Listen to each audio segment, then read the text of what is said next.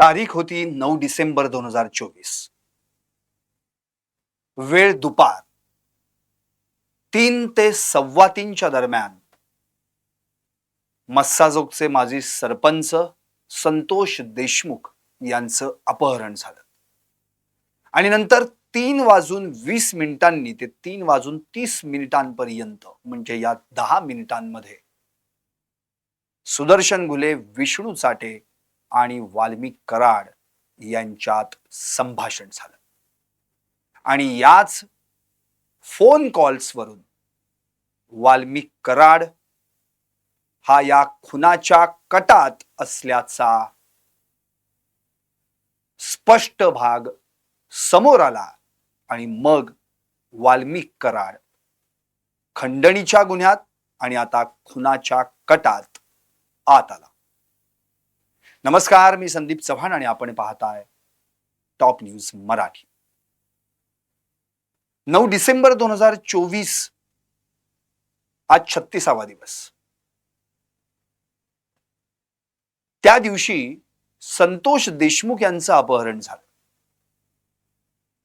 अपहरण होण्यापूर्वी, अपहरणादरम्यान आणि हत्या झाल्यानंतर या तिन्ही घटनांमध्ये वाल्मिक कराडचा विष्णू चाटे आणि त्याच्या सहकाऱ्यांशी संवाद झाल्याची मांडणी न्यायाधीश सुरेखा पाटील यांच्या कोर्टात सरकारी पक्षातर्फे करण्यात आली. अनिल गुजर, एसआयटीचे अधिकारी यांनी तपास कामात काय काय हाती लागलं याची भूमिकाच मांडली. बाळासाहेब कोल्हे, सरकारी वकील यांनी देखील या ठिकाणी खिंड लढवली आणि मग रिमांड कॉपीतले 10 मुद्दे कोर्टाच्या निदर्शनास आणून देत त्यांच्या समोर मांडून मकोका लागलेल्या वाल्मिक कराडला खुनाच्या कटात असल्याचा पुरावा समोर येऊ शकतो आणि त्या आधारे त्याच्यावर हा खटला चालू शकतो, यासाठी तपासकामी आम्हाला 10 दिवसांची एसआयटी कोठडी हवी असल्याची मागणी केली.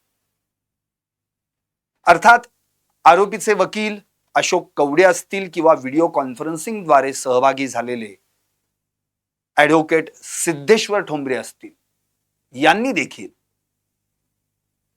आरोपीची म्हणजेच वाल्मिक कराडची बाजू सावरण्याचा प्रयत्न केला. आरोपी या कटात कसा काय सहभागी असू शकतो? केवळ एका फोन कॉल वरून त्याला 302 मधला आरोपी धरता येऊ शकतं का? वाल्मिक कराडचं थेट नाव कोणत्याही आरोपीनं घेतलेलं नाही. या सगळ्याच गोष्टींची मांडणी केली. अखेर न्यायालयानं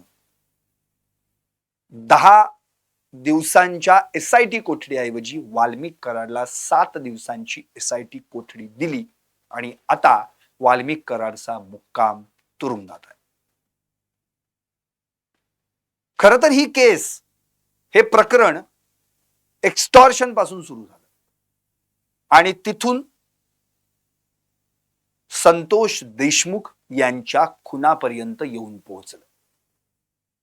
म्हणजे अगदी 28 मे पासून अवादा विंड मिल जी मस्साजोग येथे आपला प्रोजेक्ट उभा करतीये, तेव्हापासून या कंपनीला खंडणीच्या धमक्या यायला सुरुवात झाली.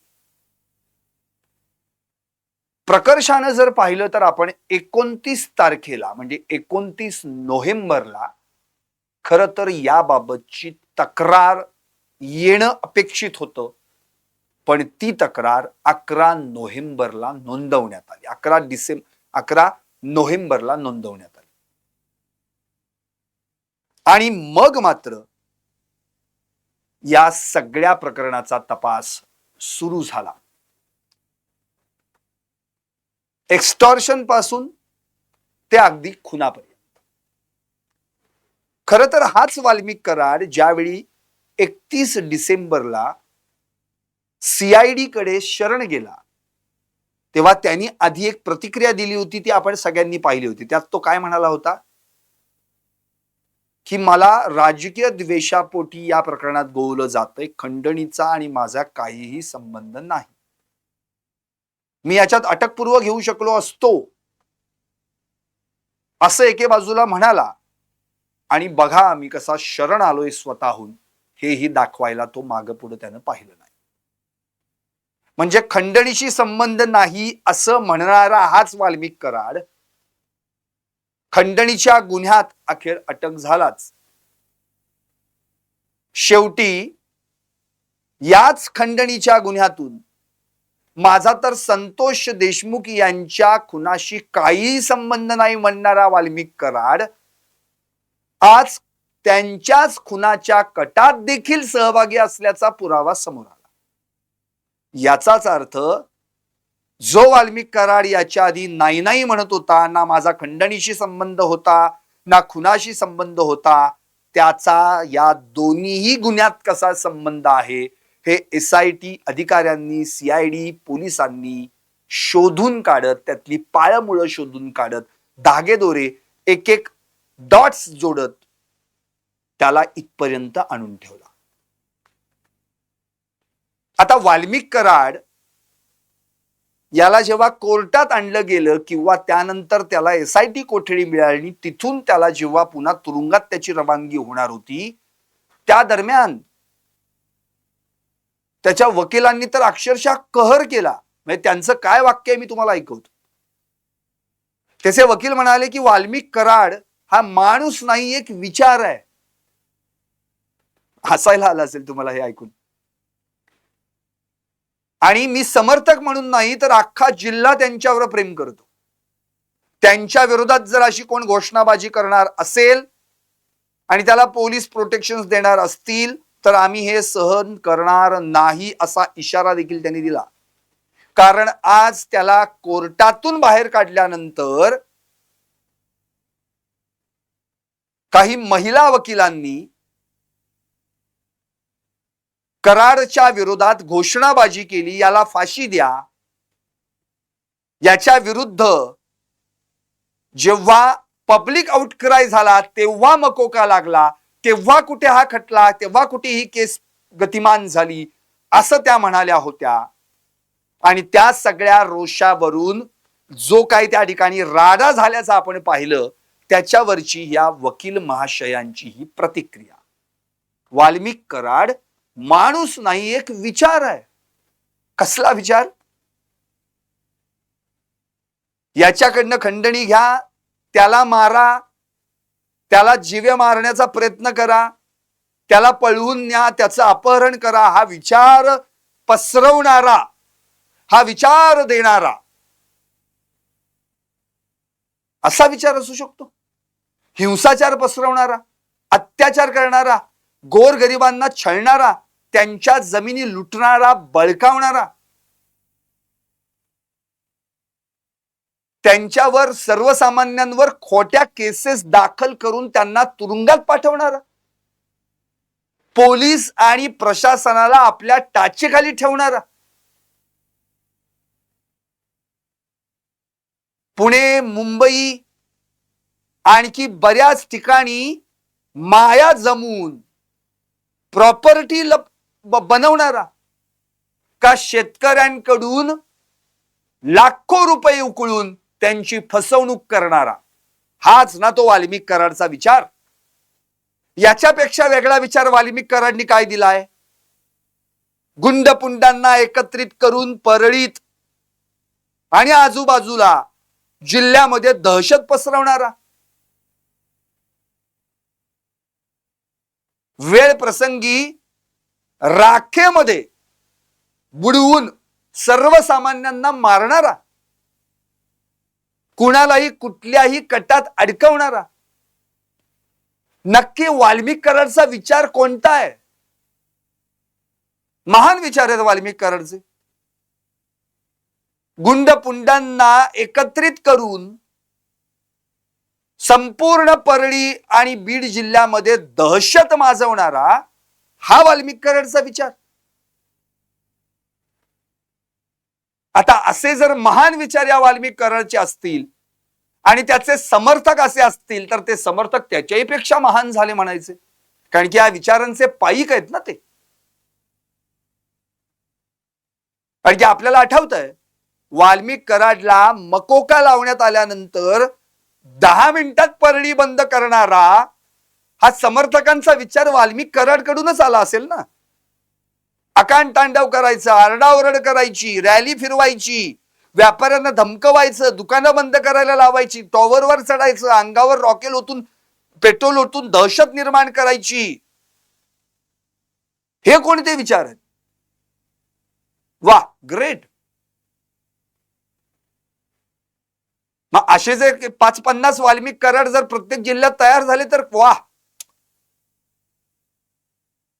काय विचार दिलेत. खरं म्हणजे वाल्मिक कराडवर मग या महान विचाराने पुस्तक लिहावं.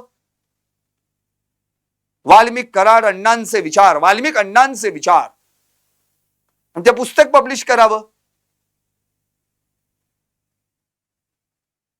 अरे आपण कुणाविषयी काय बोलतोय? त्यांना खोट्या गुन्ह्यात अडकवलं जातंय. हे खोटे गुन्हे आहेत. पोलीस स्टेशन डायरीमध्ये नमूद असलेल्या गुन्ह्यांची जंत्री SITनं आज न्यायाधीशांसमोर मांडली. ते खोटे गुन्हे आहेत का? पोलीस डायऱ्या भरत नाहीत म्हणून पोलिसांनी टाइमपास म्हणून, असू दे ना अण्णा, एखादा गुन्हा तुमच्यावरचा काय फरक पडतोय लिहिला तर असू देत ना अण्णा, असं म्हणून भरली का?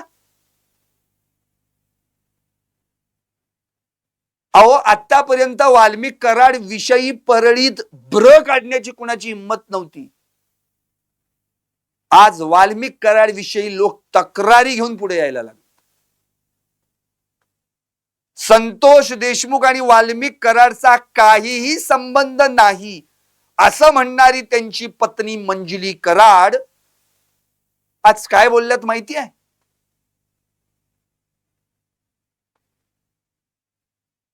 राजकारण्यांनी माझ्या पतीचा निवडून येण्यासाठी केवळ वापर करून घेतला, पाहिजे तेवढी पोळी भाजून घेतली आणि नंतर साथ सोडली.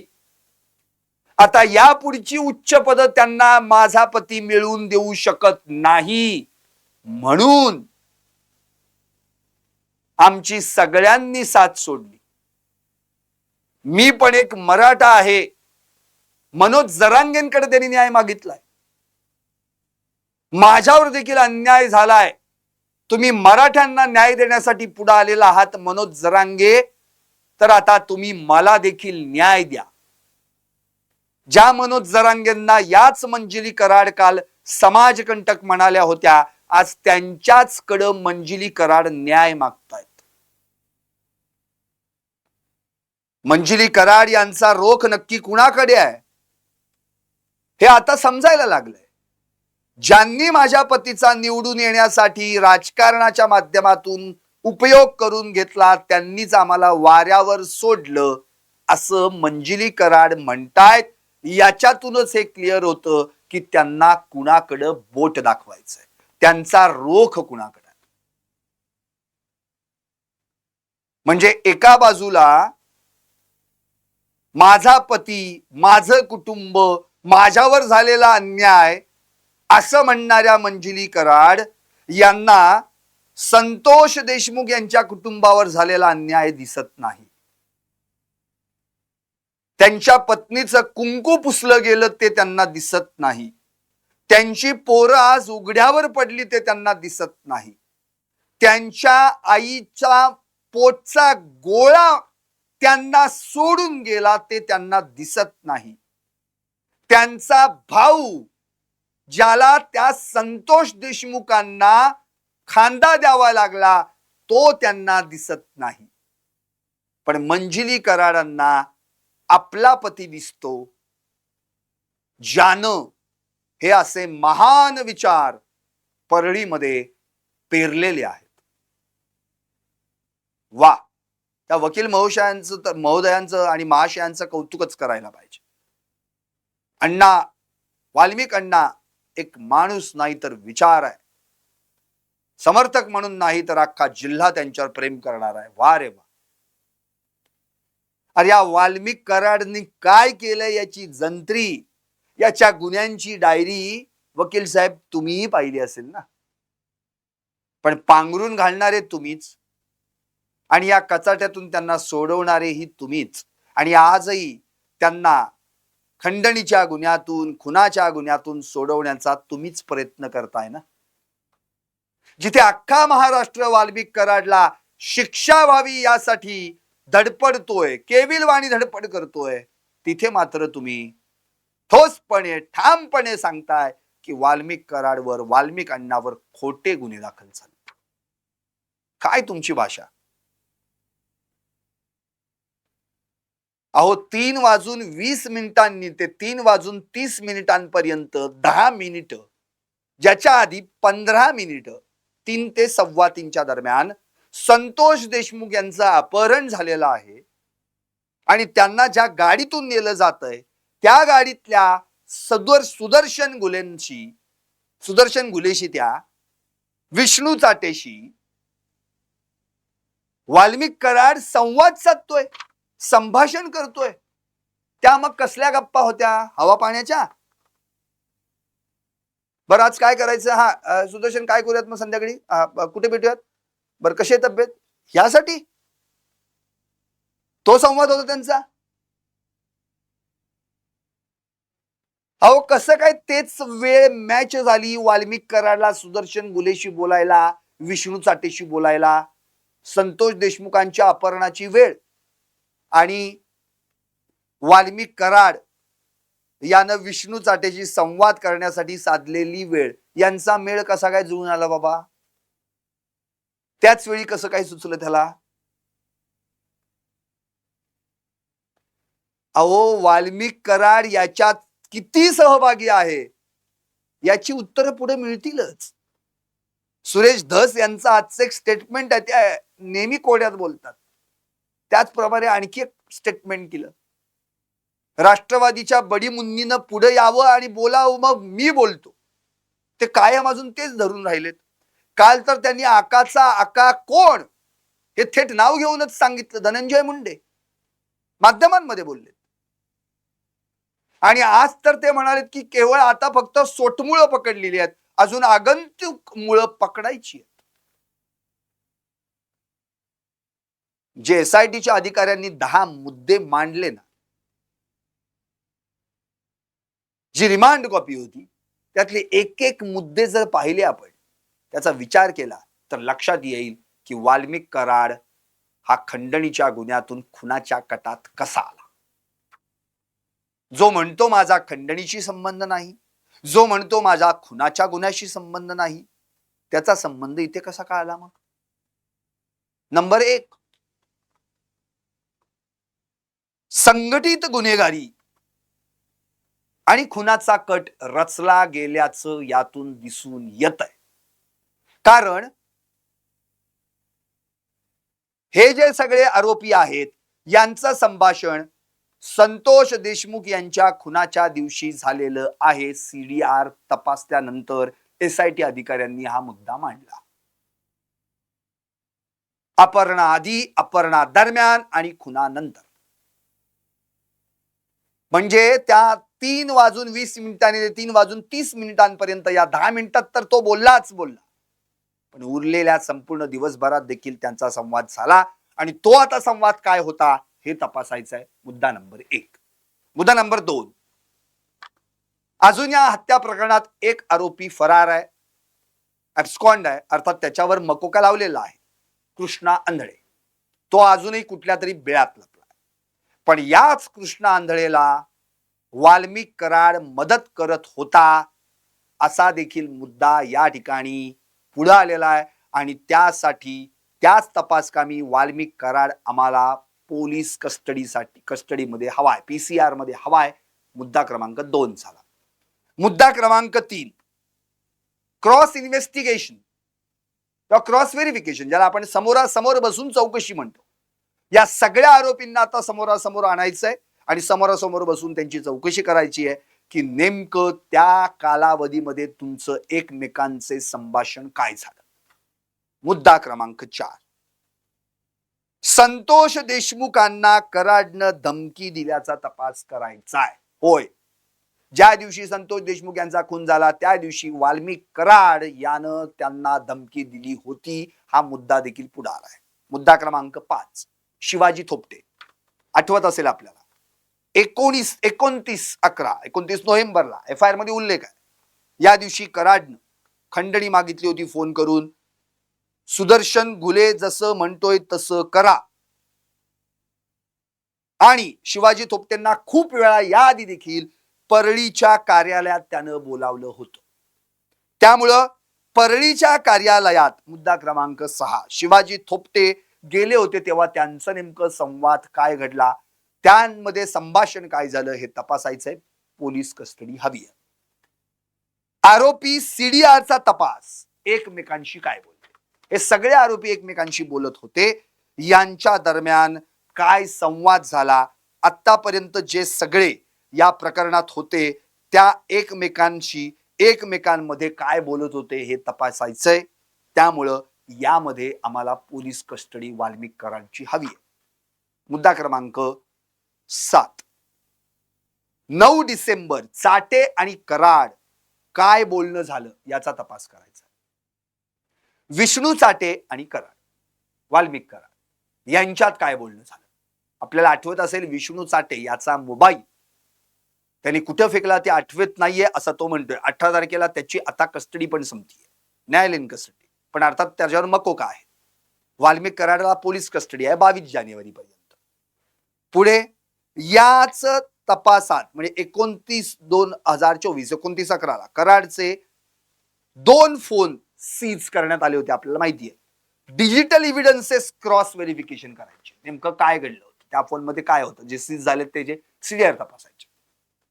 आणि शेवटचा या तपासात आणखी कुणाचा सहभाग आहे का. प्रश्न हाच उरतो की संघटित गुन्हेगारीची सवय या आरोपींना आहे आणि यांनी आतापर्यंत याच्या आधी देखील संघटित गुन्हे केले आहेत का याचा सगळा तपास करायला हवा. यासाठी आम्हाला वाल्मिक कराडची कस्टडी हवी. आणि राहिला मुद्दा प्रॉपर्टीचा, जो मागच्या वेळी PCR मागताना SITनं मांडलाच होता. आता तर वेगवेगळे कारनामे उघड व्हायला लागले. मगरपट्ट्यात ड्रायव्हरच्या नावावर मोठा फ्लॅट आहे, मगरपट्ट्यात आणखी प्रॉपर्टी आहे, FC रोडवर 7 दुकानं आहेत, FC रोड सारख्या ठिकाणी पुण्यात, पिंपरी चिंचवडमध्ये 2 फ्लॅट आहेत. हे सोडून आणखी कुठे वेगळी संपत्ती आहे कुणास ठाऊक. तो सगळा भाग तपासाचा आला. शिवाय भारताबाहेर काही प्रॉपर्टी त्याची आहे का, आणखी इतर कोणाच्या नावे त्यांनी केलेली आहे, या सगळ्या गोष्टींचा तपास करायचा. याचाच अर्थ वाल्मिक कराड हा पूर्णपणे आता खंडणीच्या गुन्ह्यासह खुनाच्या कटात सहभागी असल्याचं प्रथम दर्शनी तरी दिसून आलंय. म्हणजे वाल्मिक कराडचा पाय आणखी खोलात गेलाय. वाल्मिक कराडचे धागेदोरे आणखी कुठं जुळले जाणार आहेत हे देखील आता तपासादरम्यान पुढे येणार आहे. त्याच्यावरच पुढच्या तपासाची दिशा ठरेल. म्हणजे 22 जानेवारी नंतर जेव्हा 22 जानेवारी त्याची पोलीस कस्टडी संपणार आहे त्यावेळी पुन्हा त्याला दाखल केलं जाईल आणि मग पुन्हा तोपर्यंतच्या तपास कामामध्ये जी काही 7 दिवसांची त्याला SIT कोठडी मिळालेली आहे त्यात जे काही पुढे प्रॉडक्ट बाहेर येईल ते पुन्हा कोर्टासमोर मांडलं जाईल. म्हणजे वाल्मिक कराड आता PCR, MCR आणि तुरुंगात याच्या पलीकडे दुसरं काहीच करू शकणार नाही जोपर्यंत हे प्रकरण शेवटच्या टप्प्यापर्यंत जात नाही. एक तर त्याच्यावर मकोका लावलेला आहे, दुसरी गोष्ट त्याच्यावर खंडणीचा गुन्हा तर होताच, प्लस आता खुनाच्या कटात सहभागी म्हणजे क्रिमिनल कॉन्स्पिरसी 120B या अंतर्गत देखील गुन्हा दाखल झालेला आहे. ही वाल्मिक कराडची सगळी पाळमुळं शोधून काढण्यासाठी, खणून काढण्यासाठी आता पोलिसांकडे पुरेसा अवधी देखील आहे. त्यात त्या कृष्णा आंधळेला शोधायचंय. हाच तो कृष्णा आंधळे जो विष्णू चाटेच्या संपर्कातून वाल्मिक कराडच्या संपर्कात आला आणि मग तो म्हणेल ते कामं करू लागला आणि आज तोही फरार आहे. आज तोच फरार आहे. आता कृष्णा आंधळे कुठं आहे, त्याचं लोकेशन काय आहे, जेव्हा वाल्मिक कराड बाहेर फिरत होता, फरार होता, तेव्हा कृष्णा आंधळे देखील फरारच होता.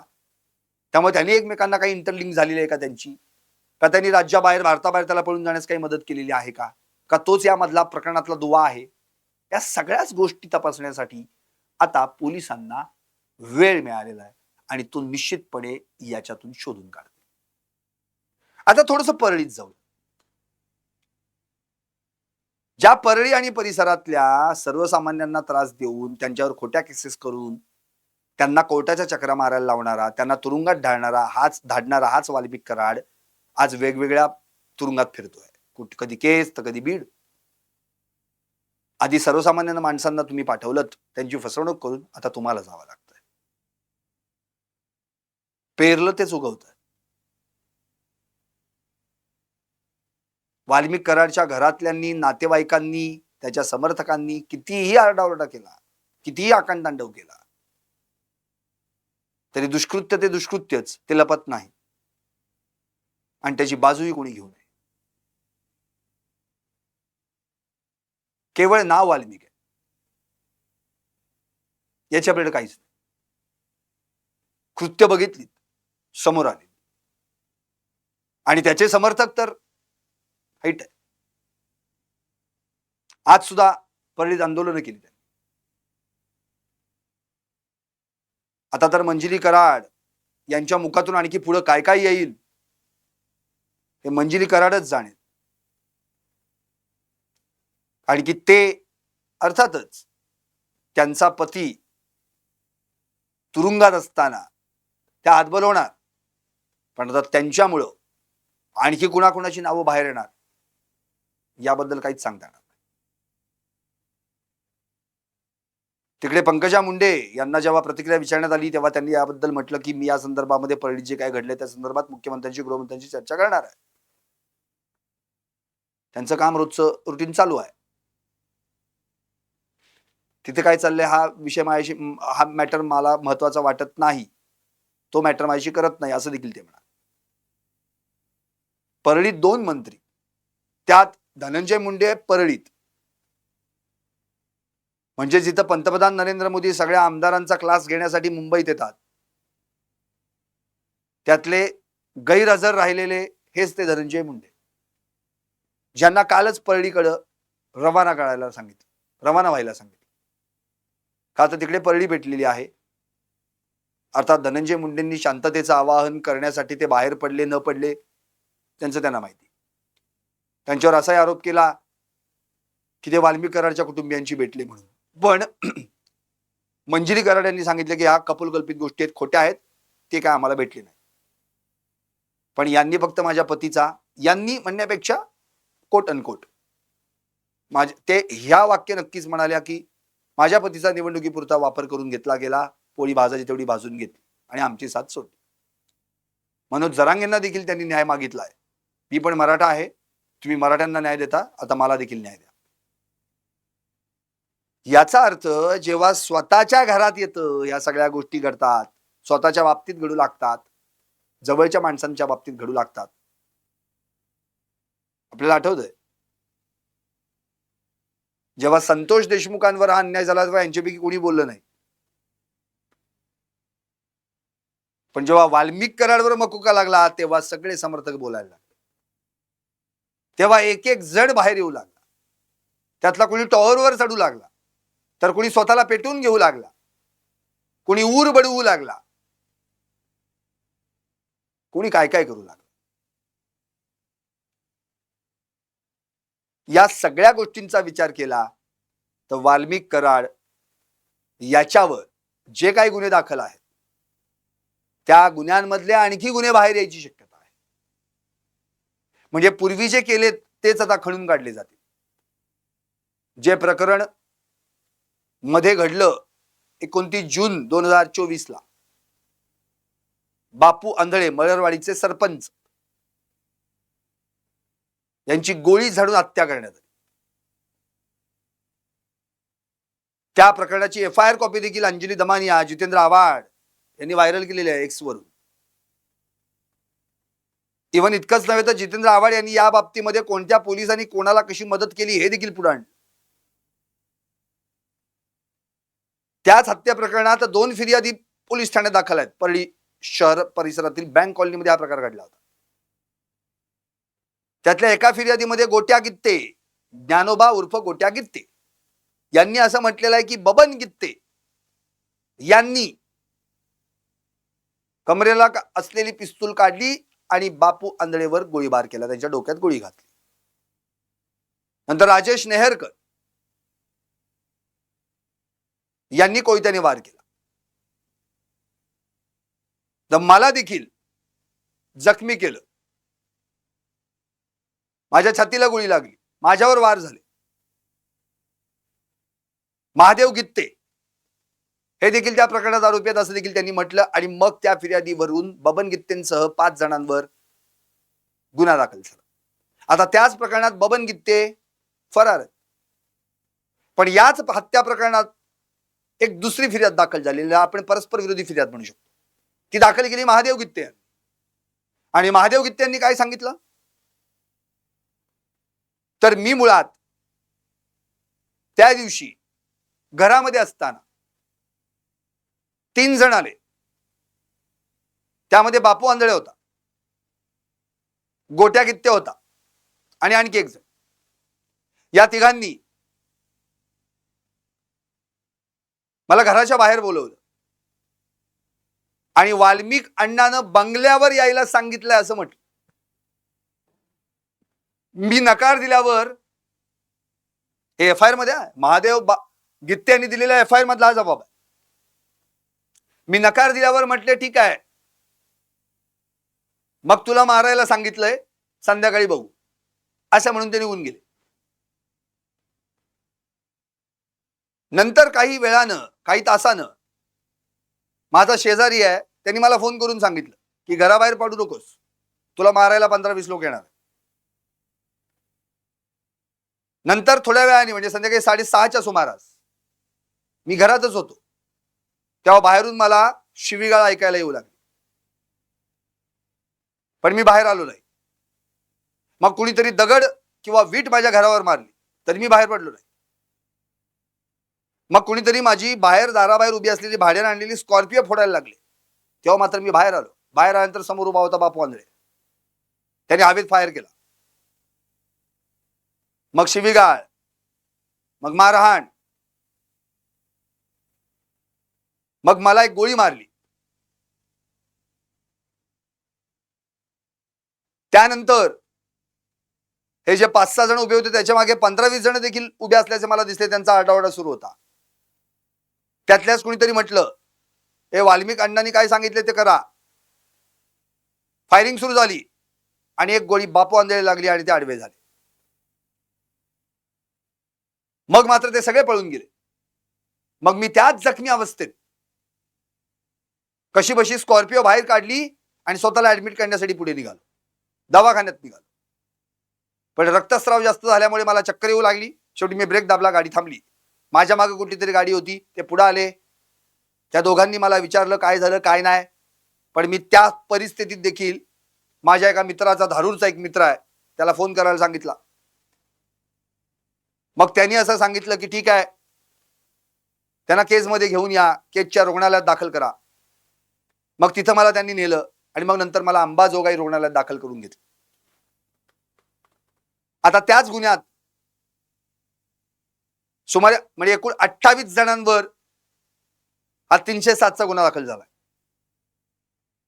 आणि त्यामध्ये जी नावं आहेत त्यात बापू आंधळे म्हणजे जे मृत पावले, सरपंच मरळवाडी, गोट्या गित्ते, वाल्मिक अण्णा. आणि ह्याच ठिकाणी हा प्रश्न उपस्थित होतो की 29 जूनला झालेली हत्या, त्यात परस्पर विरोधी फिर्यादीमध्ये वाल्मिक अण्णा असं नाव घेतलं गेलंय. तिथं वाल्मिक कराड हे पूर्ण नाव नाहीच आहे. मग हा वाल्मिक अण्णा कोण? हा वाल्मिक अण्णा तोच हा वाल्मिक कराड तर नाही ना. 29 जूनला घडलेला प्रकार,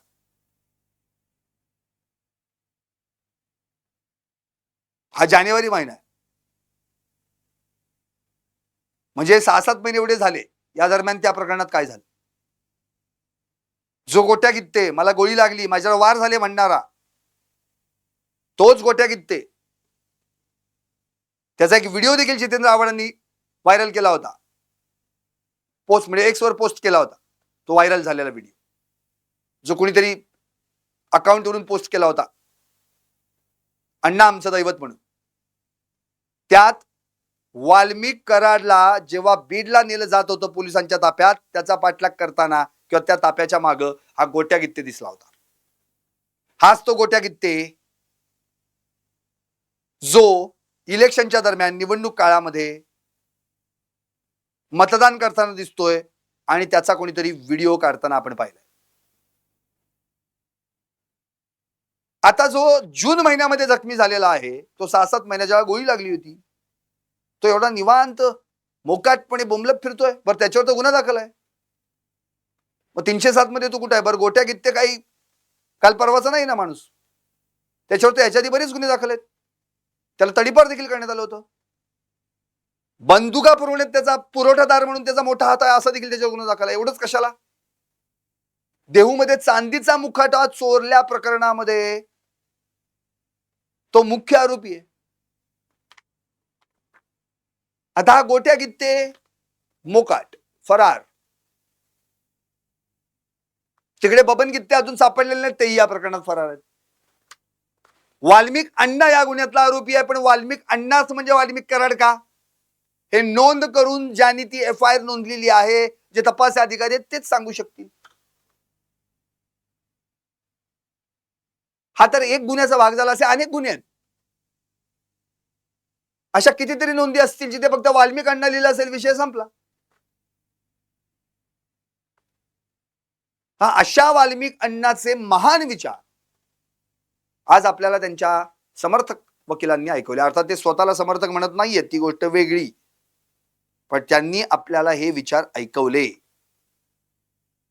आणि त्यांनी स्पष्टपणे या ठिकाणी सांगितलेलं आहे की असे वाल्मिक अण्णा जे एक विचार आहे, या वाल्मिक अण्णांनी आतापर्यंत काय महान विचार पेरलेले आहेत, त्याची उदाहरणच या सगळ्या गुन्ह्यांमधून दिसतात. आता प्रश्न हाच उरतो की जो वाल्मिक कराड माझा खंडणीशी संबंध नाही असं म्हणाला, जो वाल्मिक कराड माझा खुनाशी संबंध नाही असं म्हणाला, त्या वाल्मिक कराडचे संबंध नेमके आहेत तरी कुणाशी, हे देखील आता हळूहळू बाहेर येणार आहे. शेवटी परत फिरून प्रश्न तिथेच येतो की वाल्मिक कराडचे समर्थक वाल्मिक कराडच्या किंवा वाल्मिक अण्णाचे समर्थक वाल्मिक अण्णाच्या जीवावर इतके उड्या मारत असतील किंवा त्याच्यासाठी अंगावर पेट्रोल ओतून घेऊन स्वतःला पेटवून घ्यायचा देखील किंवा स्वतःला जीव संपवायचा देखील विचार करत असतील, अशा वाल्मिक कराडांचे जे कोण वरचे राजकीय वर्ग असलेली जी माणसं असतील, त्यांचे हे समर्थक किती गुणगान करत असतील. आणि आता अशा या सगळ्या गुणगान करणाऱ्या समर्थकांनी परळीत आकांतांडव करून आरडाओरडा करून वाल्मिक कराड यांच्या बाजूने घोषणाबाजी करून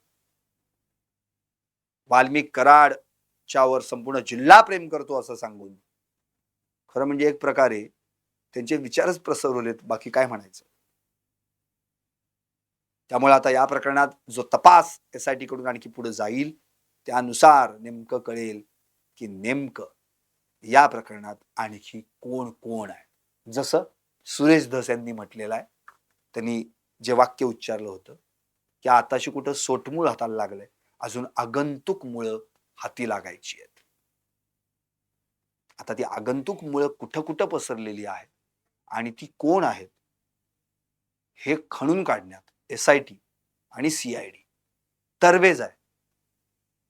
त्यामुळे 22 जानेवारीला जेव्हा त्यांना पुन्हा कस्टडीसाठी कोर्टात हजर केलं जाईल, तेव्हा आणि या 7 दिवसांच्या दरम्यान SIT आणि CID आणखी वाल्मिक कराड आणि त्याच्या या सगळ्या चेला चपाटांकडून काय काय बाहेर काढते लवकरच सगळ्या महाराष्ट्राला कळणार आहे. तुर्तास पाहत रहा टॉप न्यूज मराठी.